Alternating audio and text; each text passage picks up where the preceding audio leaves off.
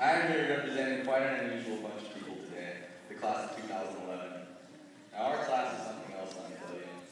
A lot of us have been together since our preschool years, and it's really starting to show. I mean, we are always giving each other a hard time. We're just like one big dysfunctional family. I remember one instance, we were in Mr. Donovan's current world problem class this year, and we had the choice given to us to either have a test or a project on our religion unit. All the boys wanted to do a test, but all the girls wanted to do a project. We had a big argument, and we were pretty much yelling at each other the whole class. The girls ended up winning that argument, and I wasn't too happy about it.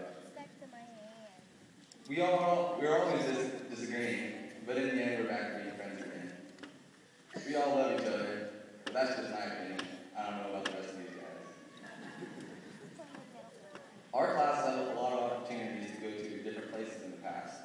We have been to Sisters twice, American Stream, many different colleges, and the Washington State History trip. But the place that I bonded with some of my classmates most was on the football field. Whether we were practicing or in a game, my fellow teammates were like my brothers. Since I was a lineman, I would go to any ends to make sure that my quarterback was safe. And he did remain safe, for the most part.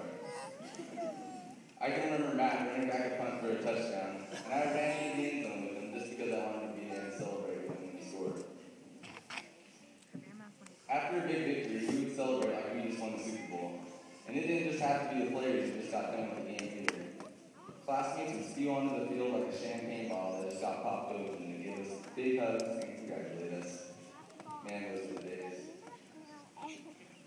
One of my many recollections that I'm going to miss the whole while out of their classes. Now, I may not have learned so much during those classes, but I sure had a good time.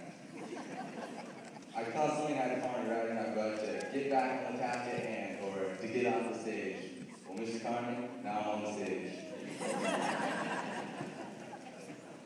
One of my other classes that I really enjoyed was lifetime sports. A lot of our school's athletes were in this class and would oftentimes play pickup basketball games. Now, we all know that basketball is not meant to be a full contact sport, but you have to realize that we were a bunch of football players on the basketball court.